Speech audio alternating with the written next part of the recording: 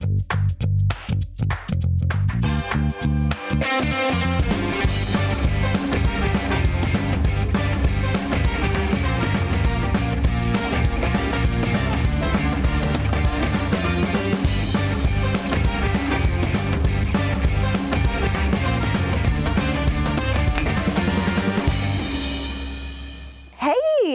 Wednesday, and thanks for tuning in to Morning Mix. Halfway through the week already. Yeah, I know, right? Yes. So yeah, Cliff is now kind of blondie.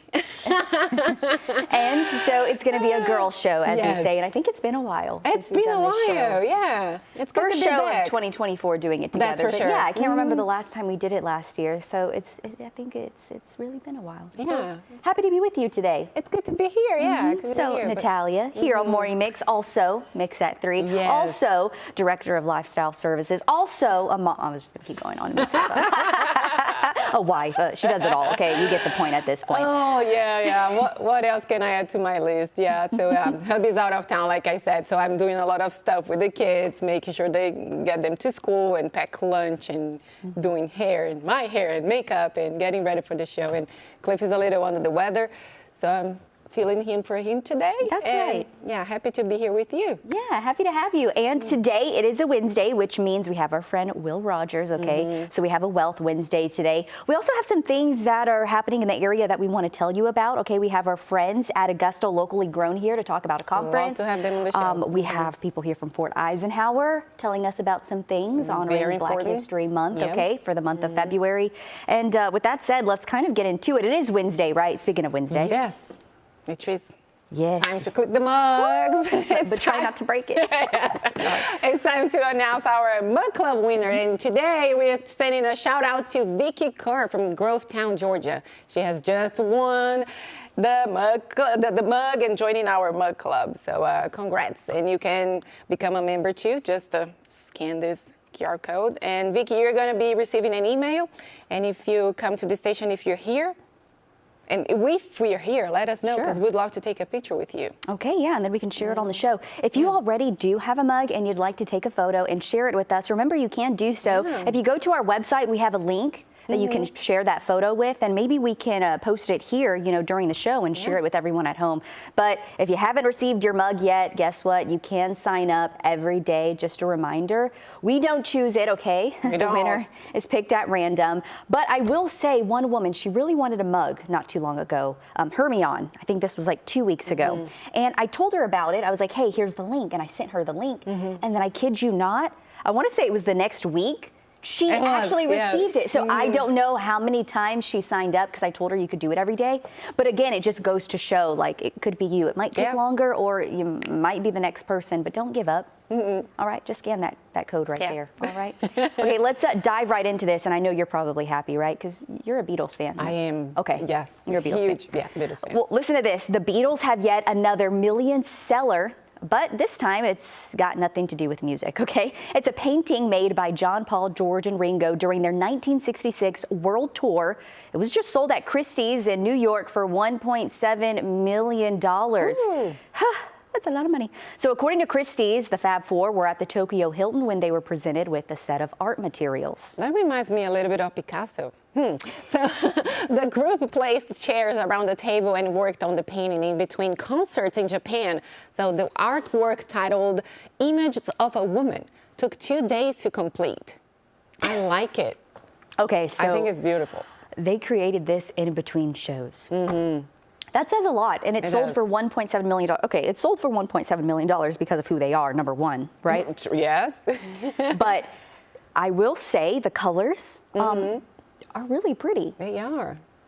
I'm not an artist, sad to say, and we are here in Augusta. The CSRA is so full of art and everything. But yeah, I feel like when you walk downtown, I was saying this earlier, I keep seeing more murals pop up. I love the murals here in Augusta, yes. And I love to take photos. I'd love to have a Morning Mix and Mix at 3 mural somewhere here in town. Speak it into existence. Okay, so if you didn't have to spend $1.7 million, okay, would you buy that if it was more affordable? Let's just say that. Oh, yes, yeah. You would buy what you saw by the 100%, okay. yes, yeah.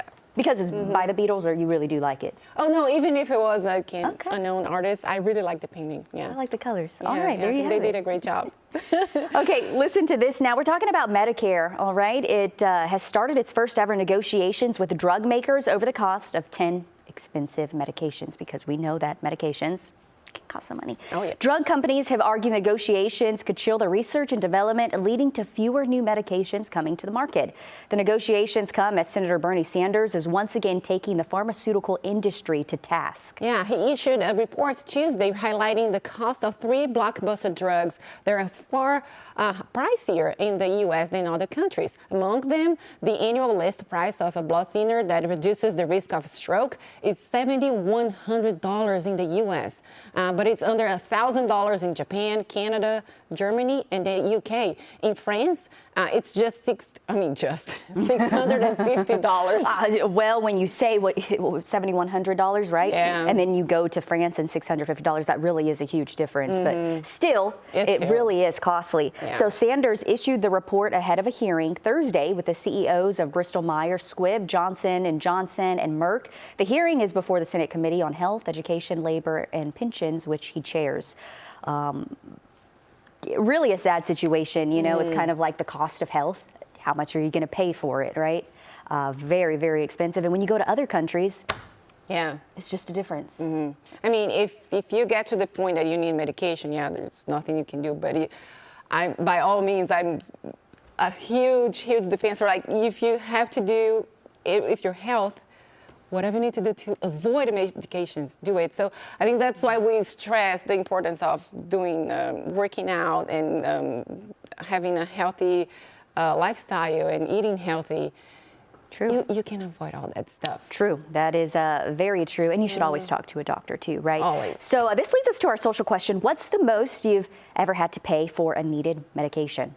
Let us know. I'll have to think about that one. I can't think of like a really expensive one off the top of my head. I really have to think about this. I've never had to pay for a super expensive medication. Yes, right. Okay. But if you have, let us know if you don't mind sharing that. All right. Yeah. And we'll check out the answers at the end of the show. Okay, yeah. All right, coming up on the mix, do you have a student in your family about to head off to college? Then make sure you filled out all the right forms. On our Wealth Wednesday, we'll talk about the free application for federal student aid and how it can help you. Plus, it's Black History Month. We'll talk about contributions that African Americans have made in our armed forces. That's next.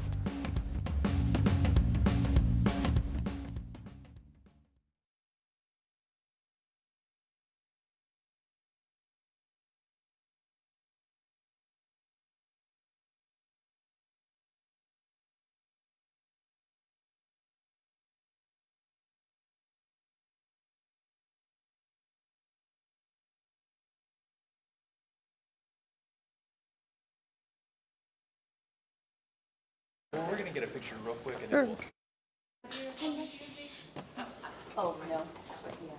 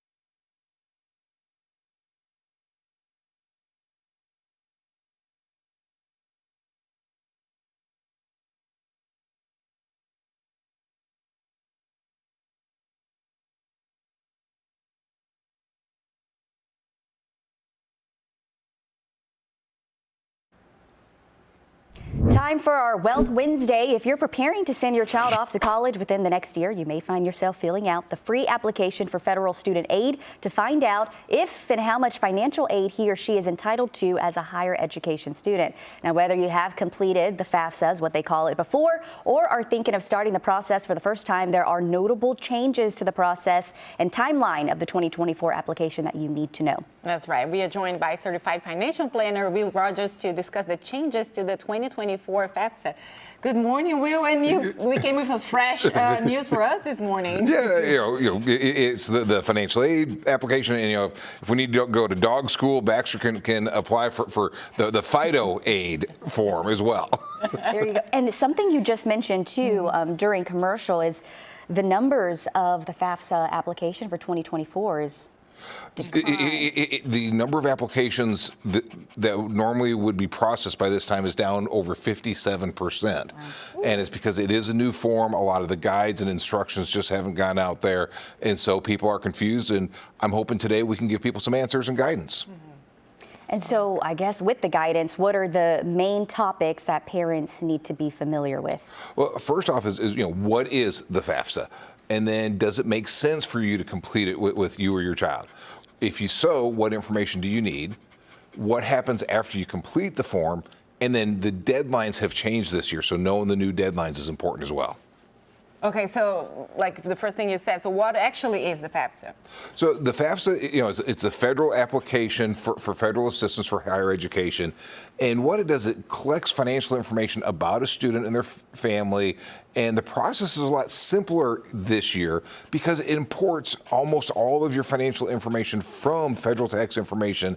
That's caused some confusion because it's changed the system, but the form can be found at studentaid.gov. Okay, so when you go and you find that form, does it make sense for a student to complete the whole FAFSA process?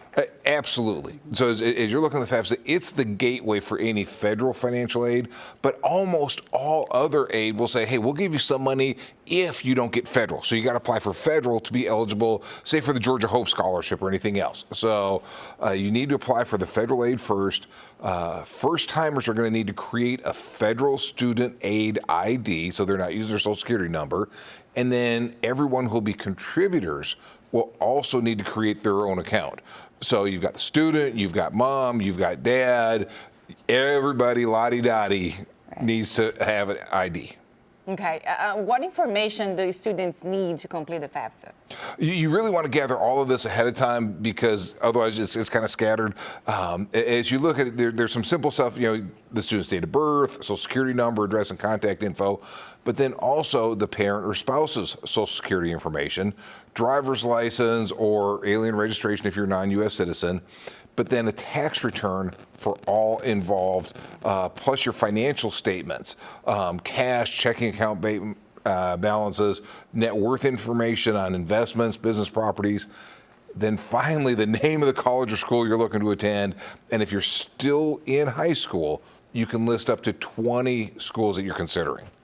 Okay, That's a lot of work. I was going to say it's a lot to kind of pile up first and then you complete it all. Once you take the time and complete it, what happens next? So once it's completed, I'm really impressed with how quickly it goes through. It's usually only 3 to 5 days after completing, you're going to receive your student aid report. You do want to check that form for accuracy. Make sure the income that you listed is there, the assets, but it will have a summary of the expected family contribution, including Pell Grant eligibility. And Pell Grants, that's free money. That's not a student loan. That's just, here's a chunk of cash for school, enjoy. Usually the chunks aren't that big, but they're there. Okay, what is the deadline to file for the 24-25 school year? I want to be real careful with this because the deadline has changed and it's a shorter window due to the late release of the application. Most important, check with your individual school. If the school has an earlier deadline than the federal, it is the school's deadline that wins. Now, the federal deadline is at the end of June. June 30th is a federal deadline. But if your school has a deadline of May 1st, your deadline is May 1st. If your school has a deadline of June 2nd, Your deadline is whatever deadline the school is. It's not going to be any later than June 30th, but you got to check with your school. I don't want folks sitting there, oh, I got until June 30th to get this done, and then it turns out the school they're applying to had a sooner deadline and they missed it. Right. So you need to do your research first and find that specific school. I would almost start with the beginning or with the end in mind. Look to the schools you're considering, and if you're in high school and there is that 20 schools, look at each of them to see what deadline they have, and whoever's the soonest is when you need to get it done, or quite simply, just get it done. Earlier the better. I like that. Okay, as simple as that. Just do it. Get what you need and just do it. All right. Yeah. Well, we appreciate it. Thank you for sharing Thank you, Will. advice on that. If you need more information from Will, we do have his information right there on your screen. That's wrogers.info. Plus, we have Will's number right there. We appreciate you as always. And happy sessions petting Baxter if you want to visit. Yes, Oh, yes. yes. Baxter said he will help you when you fill out that FAFSA. That's form, right. okay? That's right. Thank you. All right, Tim, we're sending it on over to you with what's been a chilly start to our day, but nothing new. Yeah, here, February morning, temps down in the 20s and 30s, more widespread freezing numbers out there than yesterday. We have managed to make a little bit more of a climb now, 38 out of the freezing mark, but still jacket weather, as we do have a breeze coming back in at 8, so puts that wind chill value down around the freezing mark, what it feels like outside. So a little bit of a breeze, 5 to 10 throughout the entire day. We'll stay 5 to 10 most of the afternoon. But temperatures are going to be very much like in the afternoon, like they were yesterday, coming in with those upper 50s to about 60 degrees there. Just trots along and says goodbye, huh? Minds his own business. We're looking at middle 30s out there in Thompson. You were a spot that had 20s this morning, 39, almost 40 in some of our central eastern locations there. About 35 to 40 from Fort Eisenhower here into downtown Augusta. Highs today still cut short of that average of 62. We're into the upper 50s, but at the end of the week, we're probably going to be looking at some spring-like temperatures here. Still watching what's going to be some rain coming in for the upcoming weekend. That's what we're looking at on the map right there. Next few days are dry, and really most of Saturday is. Once we hit the weekend, though, moving into Saturday night, Sunday, that's when our rain chances definitely start coming up a little bit more here into Sunday. Middle upper 50s for highs, generally between 3 and 5. Moving overnight back into the lower and mid 30s, so we'll probably have one more freezing morning to deal with, and that's tomorrow. Otherwise, clouds and sun throughout the day as we start inching our way back into the 60s. Should manage about 63 tomorrow. 70s for the weekend. Little rain, though. That's going to be more likely to start developing overnight Saturday, Sunday, and Monday, even going into the start of next week. Looking a little bit wet, but by Tuesday, yeah, we're coming back down into the low 60s and 30s will return. I like it. Some rain is okay, right? But you see the 73 and 70s? You're right. I like it. You like Put the rain aside, pretend it's not The there. Look at temperatures are nice. 70s. Yeah. You're all right. Yeah. Okay. Little rain I'm good doesn't with hurt. that. Thanks, Tim. Thanks, Tim. During the month of February, the Army is celebrating Black history and honoring the significant contributions that Black Americans have made in our armed forces. Today, we're sitting down with Fort Eisenhower's Command Sergeant Major Linwood Barrett, the 25th Regimental Command Sergeant Major of the U.S. Army Signal Corps, which is comprised of more than 55,000 soldiers. Thank you so much, Good sir, morning. for Thank you. joining Thank us you. this Good morning. Good morning. And thank you for your service. Thank you. Greatly Thank you. appreciate you. So first of all, just tell us, in your opinion, do you think Fort Eisenhower has changed a lot since 1996? Absolutely. I mean, that's a long time ago. And as we all know, it used to be Fort Gordon. Now it's Fort Eisenhower. That's a good thing. I know we all remember the tower. The signal tower is no longer there. It's been replaced by the Cyber Center of Excellence campus, which is a $1 billion project. And when it's completed, it'll be the home to the Cyber School, Signal School, and the CCOE headquarters. So it's going to be great when it's all said and done.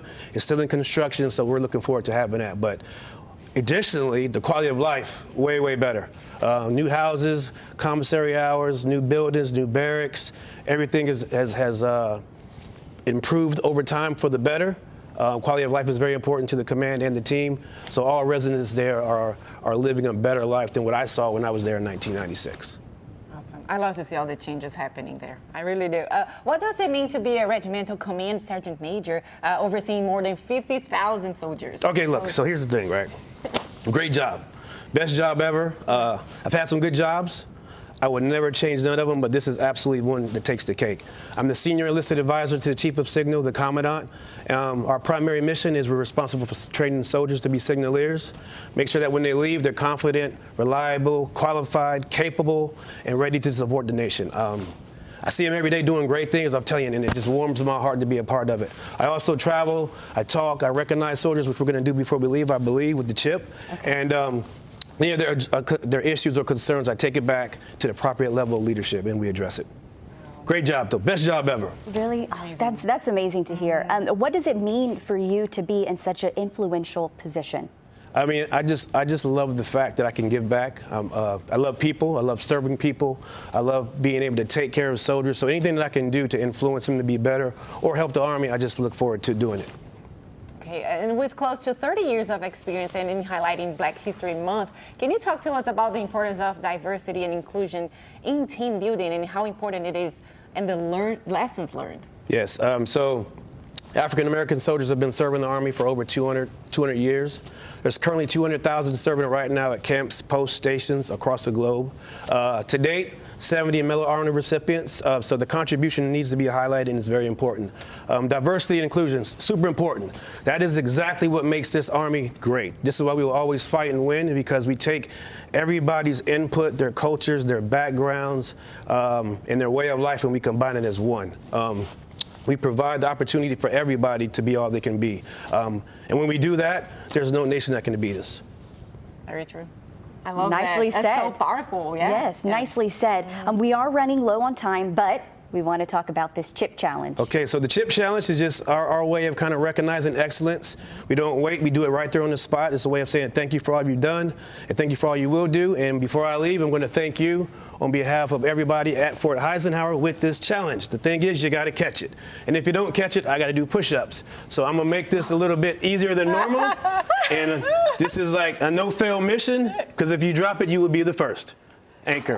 Ever. Anchor ever. Okay. Natalia, you're next. You're next. You're next. You're next. Now, okay, I've let up. Okay. I was like, it's a team. Sir, Thank you. Thank you. Thank We you. appreciate you. Thank you. Appreciate it. All righty. Yes, sir. And before we let you go, too, we want to ask for the community at home, where can they go to learn more about Black history in the Army? You could go to www.army.mil/AfricanAmericanSoldiers.mil, and you can also check out the MWR website and the Eisenhower website. Okay, there you have it. And we'll have that also online. Sergeant Major Barrett, thank you so much for coming. No and push-ups speaking today. with us. No push-ups today, but if you want to do some PT with us, come visit us on Barton Field at Fort Eisenhower. Okay. Bring a jacket, no pants. Hope. All right. Okay, what time though?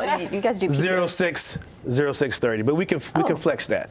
Okay. All right, that's actually not too bad. That's doable for us. All right. Thank you, and have a great day. All righty. Well, if you've ever seen a number of smiley faces on murals or even pins around town and wondered what the story was about them, stay tuned. It's all been just to put a smile on your face. We're going to talk with some creators on an upcoming film. That's next here on Morning Mix.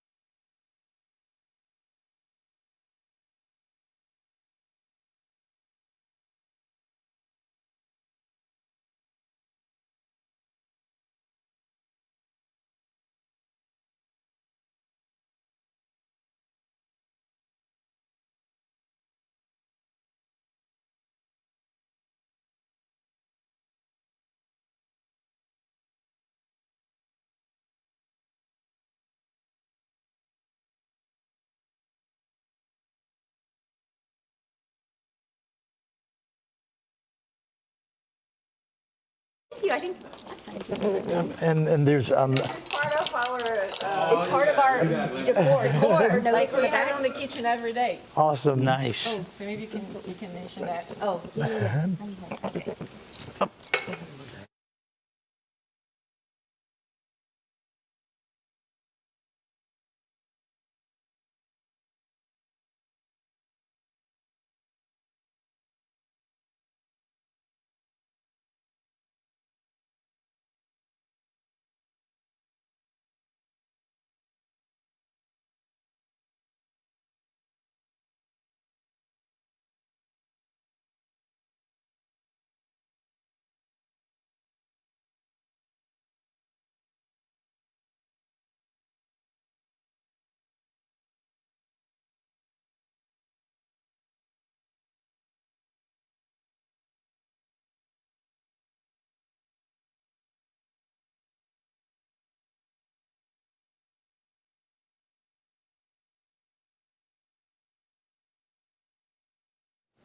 Well, if you ever hung around downtown or dealt with anyone in the arts and media in our area, you may have heard of the name Leonard Zimmerman or the word pork chop. And you also may have seen random and unique smiley faces throughout the area. all right. Smiley faces like this, okay? Well, they're all connected, and you'll be able to get the full story when the movie Happy, a small film with a big smile, plays for free at the Augusta University Maxwell Theater on Friday, February 23rd, followed by a live Q&A with the director and the subject of the film, Leonard Porkchop Zimmerman, who's with us today, along with Augusta journalist and Q&A moderator Stephen Yules. So thank you guys for coming on. Thank you. Porkchop, nice to have you back. It's been a while. You came on Morning Mix, but Yeah, I zoomed in that one time. oh, that's right. That's I'd like right. to mention also the mug that we have on Yes. our show every day in our kitchen. We had to add it, but yes, we always have this mug right Happy. here next to the sink. Okay, because we're always happy on Morning Mix, so Yes. we need that too. But Porkchop, let's start with you and where your love of art kind of came from. Since when I was born, I mean, my parents let me draw in church because that kept me preoccupied instead of, being a distraction. But then it kind of was a distraction because I was drawing in church. But yeah, I've always done stuff like that. So, yeah. Amazing. And you met director Michael Patrick McKinley in 2015. Where did the idea for Happy come from, and what does it spark this unique smiley face? Well, the Happy came about as a way of dealing with, it was during an election cycle, and so people are kind of not at their best. And so it's like, if I had a superpower and I could do something to make things better, I would do something in advertising, since that's what I do. So I thought maybe I can get people to smile at each other. And so instead of saying smile because it usually ticks people off, I said happy because it reminds you that you can be happy. So you don't have to be. It's not a command, it just is a reminder. So, yeah. And then I did a TEDx talk, and that's when Michael Patrick McKinley saw that, and then he's like, this needs to be a movie. And then it happened. Look at all of this right now. And Stephen, you've been a big part of the media and arts in the area for some time. Tell us, where do you come into this story? Well, I've known Leonard for a long time. He was friends with my sister, and when he came back to town, he started working as a painter. And I really responded to his paintings. And so I covered him as a journalist, as a painter, and we became friends and became close. And when they started making the movie, I showed up in the movie. And we did a Q&A when it was first released.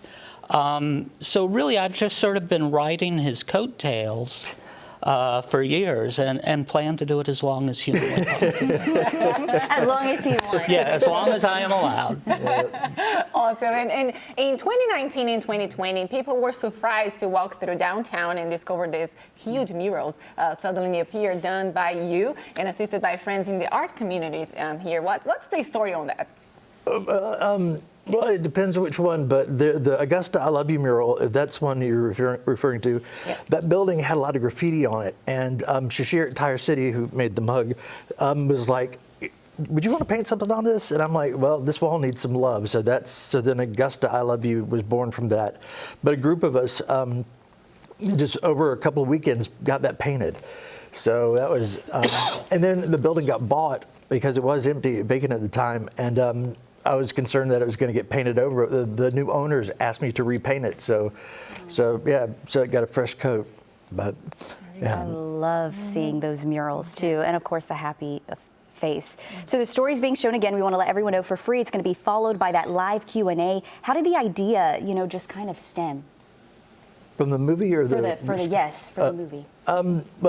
Michael McKinley, he saw my TED Talk, and so he contacted me to see if I'd be interested in having my story told. And it was kind of funny because I was like, do I have to be in it?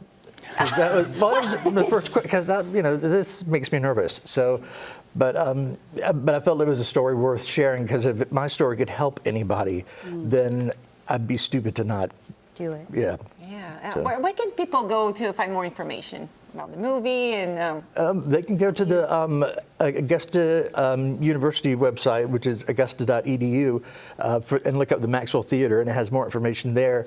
And then I believe also my website, which is makemyporkchop, all one sentence, .com, has the same information. So. And I would say if you have any kind of social media, there seems to have been a push. which means you are nice. everywhere, yeah. And it's free admission to watch the movie. It is free. You mentioned that too. Exactly, and if you are interested, again, that date is on the 23rd, 7 o'clock, Augusta University Maxwell Theater. Again, free admission. We do want to put that out there. But thank you both for what you're doing, you. and I hope you continue on. Okay. I don't see it stopping anytime soon. All right, I didn't think so. Making us happy, yeah. Thank you. Coming up, it's the ultimate meeting for homesteading enthusiasts and the CSRA, happening in just a few weeks. We're speaking with the executive director of Augusta Locally Grown about the Homesteading Conference next here on Morning Mix. Don't go anywhere.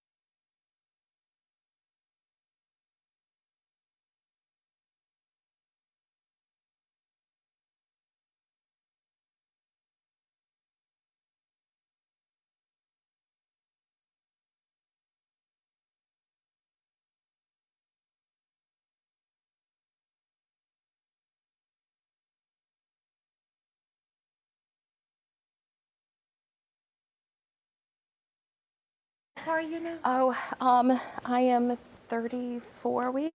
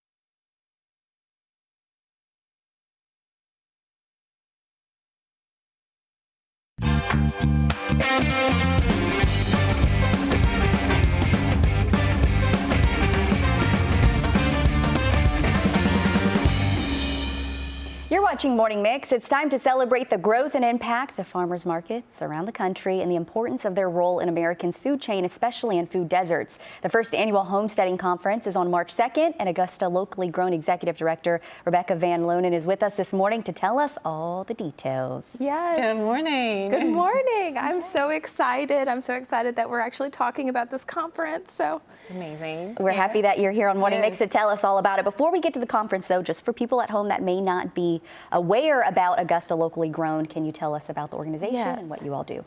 So we are a 15-year-old organization that is in the CSRA. We started as an online farmers market, and then today we have food as medicine programs. We run a whole incubator kitchen in the Hub for Innovation.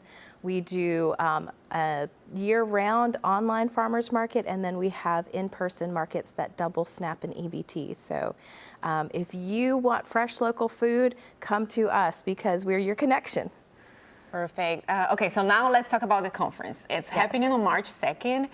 So tell us more about it. What can people expect? Yes. So if you have backyard chickens, if you have decided that you are a sourdough baker of awesomeness, you're technically considered a homesteader. And we have seen this rise and trend, especially in the CSRA, and we want to cater to that and bring everybody together. There is an all-day hands-on work session for this homestead conference.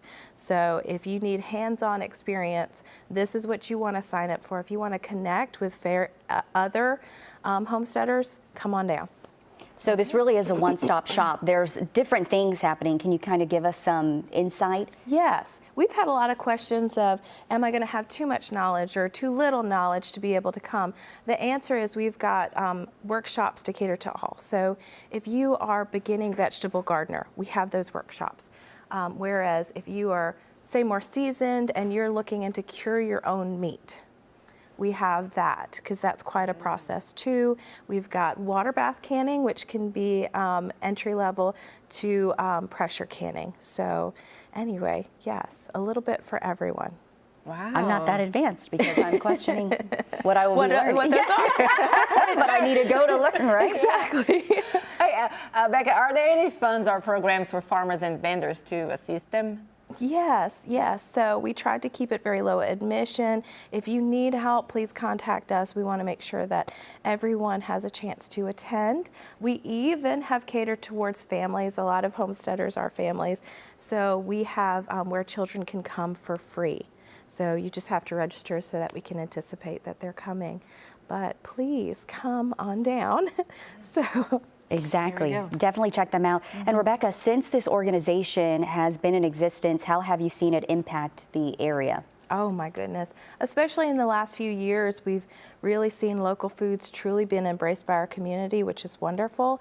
In the last 5 years, we've grown from, say, one farmer's market and one in-person farmer's market to now we have 5 pickup locations for the online market, as well as multiple in-person markets, food as medicine, and there's a whole branch for farmer business services because backyard farmers to several acres are starting to grow and produce, and the community is really embracing all of this. So it's wonderful. It's great. really You see, is. there's a need. Yes. And people are taking part. And you can take part as well at this conference, okay? So that's happening Saturday, March 2nd from 9 to 3:30 at the Hub for Community Innovation. If people want to get more information or become part of Augusta Locally Grown, what's that process like? Go to our website. We have contact information there. Reach out to us.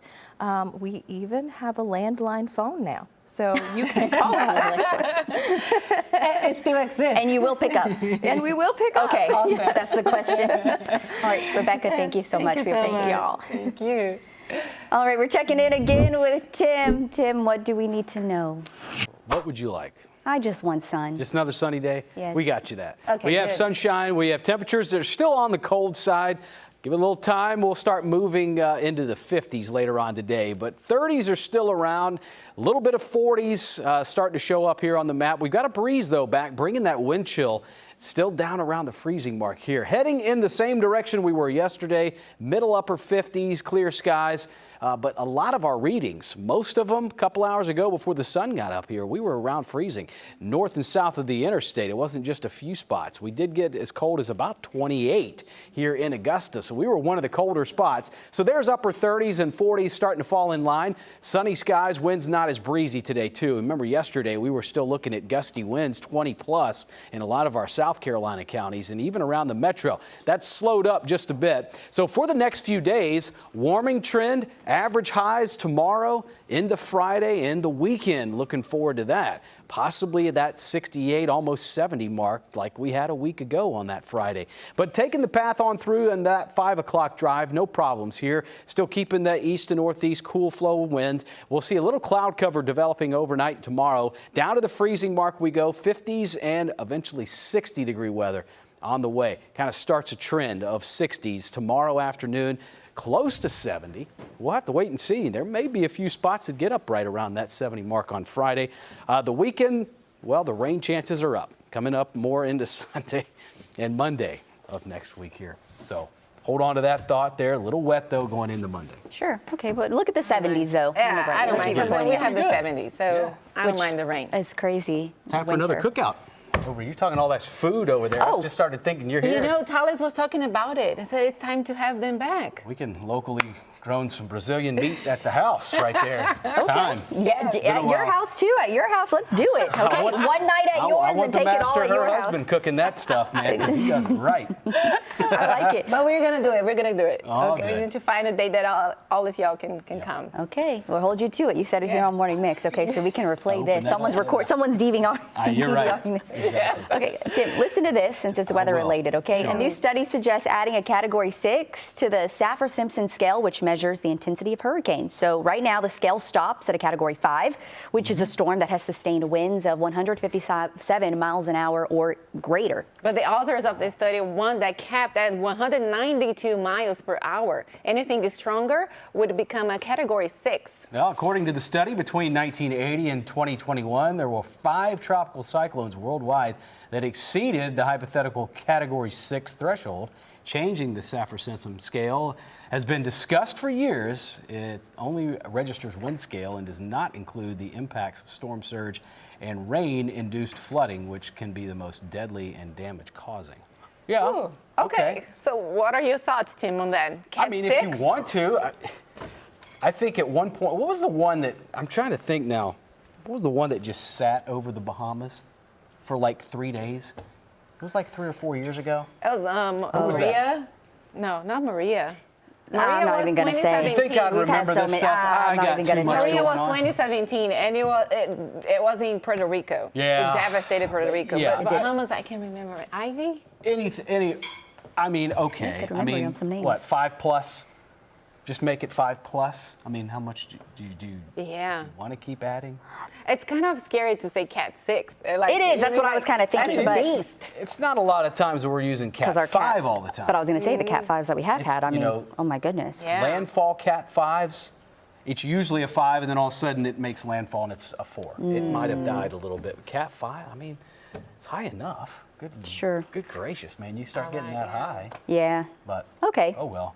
I mean, if you feel like it, go ahead. It's not up to TBD. me. I guess we'll have to see if this ever does become a thing. Clearly, they keep talking about it. I mean, are they looking for us to raise our hand and Meteorologists say sure? to chime in, and what do you think? Yeah, Check yay or box? nay? Okay. Up to you. And Tim's like, What does that entail? Whatever. all Thanks, right, Tim. thanks, All Tim, right. for that. Coming up, entertainment news is next as we take a look at what's going on around on the big and small screens. That's all next.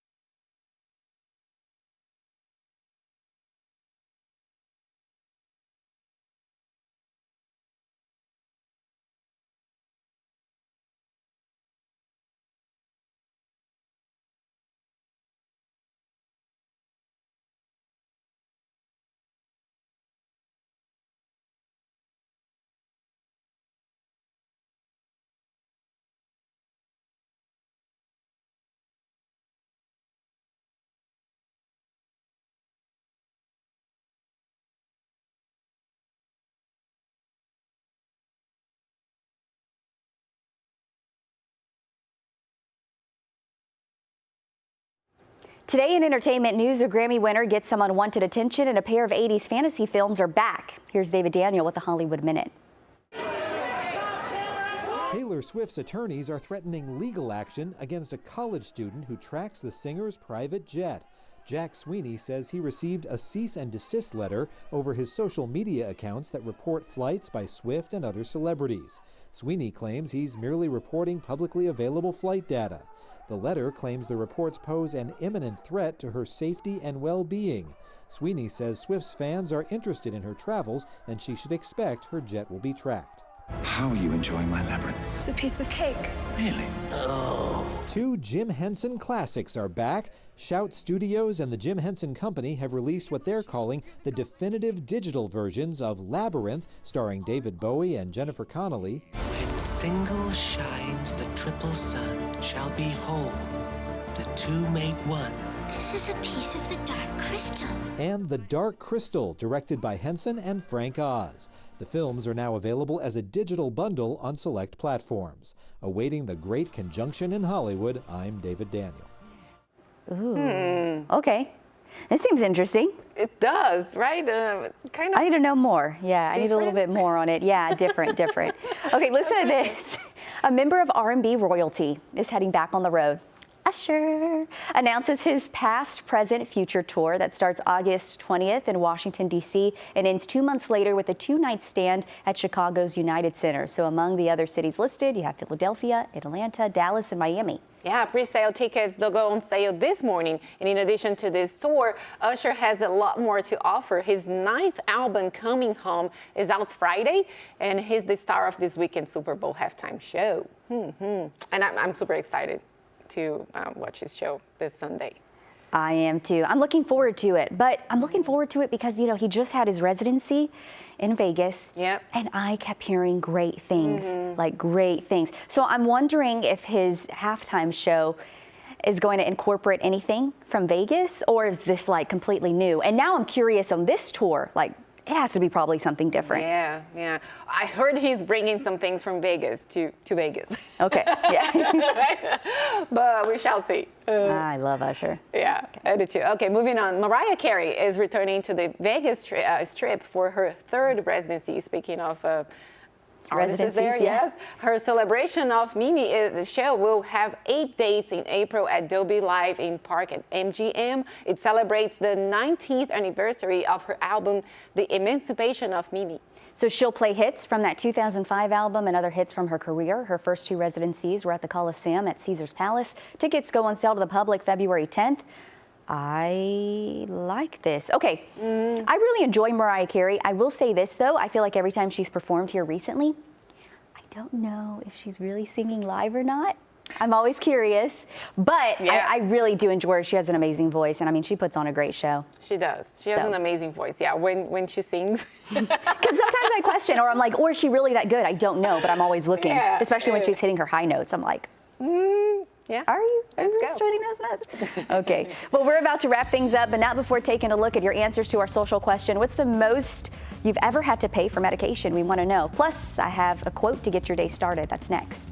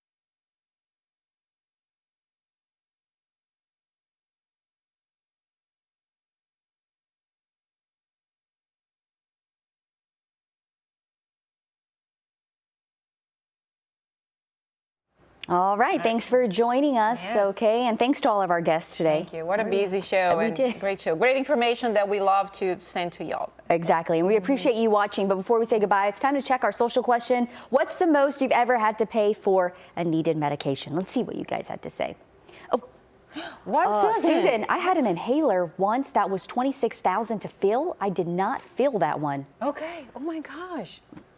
That is, Carol said 300, and finally they made a 33. Oh gosh. 300, and finally they made a $33. Oh, generic one. Generic. Oh, Yeah. I see. Okay, Kenneth, $110 for a bottle of insulin, which is a lot. Wow. John, 87 for eye drops after surgery for a torn retina.